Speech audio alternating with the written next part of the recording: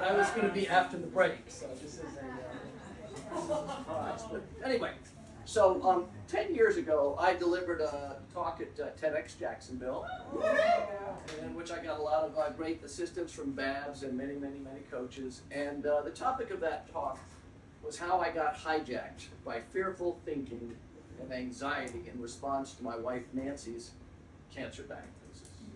And how I dealt with that issue and had to work through it, and how I had to get out of my fearful thoughts and into my inner strength and inner courage. This story is the story of how I went about telling that particular story, because it was one of the highest stakes performances of my entire life. And so I'll take you to the week before. I'm feeling pretty good, working on refining my script that I've been working on for 2 or 3 months. I go and I start to share it with Nancy to get some advice from her, and she read it and she said, well, that's not the way it happened. And I said, yes, this is the way it happened. And then she would say, no, but this is my story. And I said, no, this is my story about your story.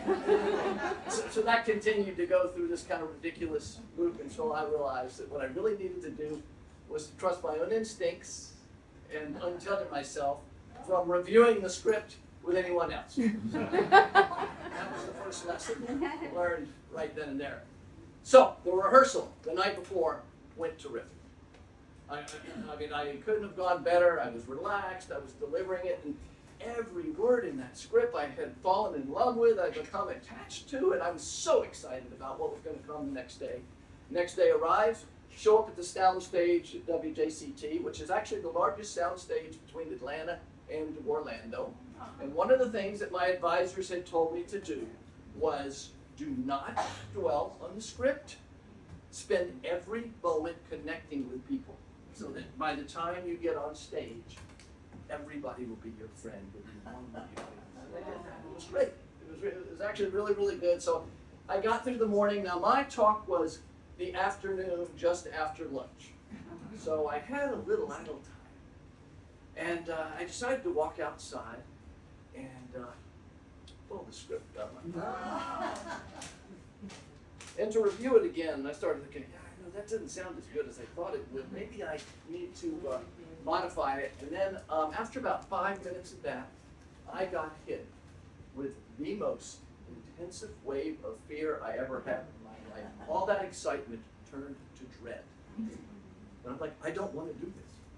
What I really want to do is I want to run out to Metropolitan Park, lie on a bench, bask in the sun, tell them that I got food poisoning from a bad lunch or something, that I just wanted to run away from the entire experience. And then there was a thought that infected my thinking, and that was, I saw these cameras, and I said, they publish this on YouTube. If I screw this up, this performance will be on YouTube for the rest of my life, being exposed to 2.6 billion active listeners every month.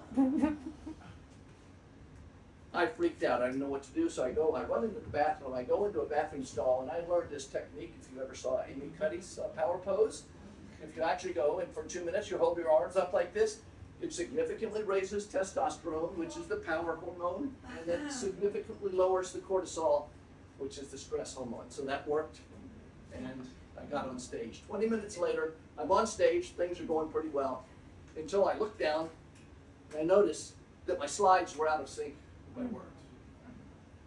But not only that, I had forgotten to deliver the most important line, the one that I had practiced over and over and over again. And I was right at the precipice of either having a meltdown or doing something that the audience would notice that I was not in a good place. Then all of a sudden this thought came into my mind. This is what she helped me with. And the thought was this loud voice that said, "Fuck it, I'm off the script." I was like, I don't know what happened after that. I finished it. I cannot remember what I said. And so I walked off the stage to an enthusiastic round of applause, sat down next to my coach, Sarah Clark Stewart. She looked at me, she said, "Ted, did you see what you did up there?" And I'm like, "Man, that was terrible. That was awful." All I could think about was the line that I missed, that I had practiced over and over again. And it wasn't until later on that day when we went out and they had little pictures of us that they were putting up there. It would indicate, are you likely to share this story? And I said, okay, well, maybe I didn't start too bad. And then eventually the talk took off and it went viral and got 500,000 views and all of that. But it took me weeks and weeks and weeks to recover from that and to recognize that I did. Now I'm a little wiser, 10 years later. So I'm less likely to go into that kind of place. But I still do it every now and then.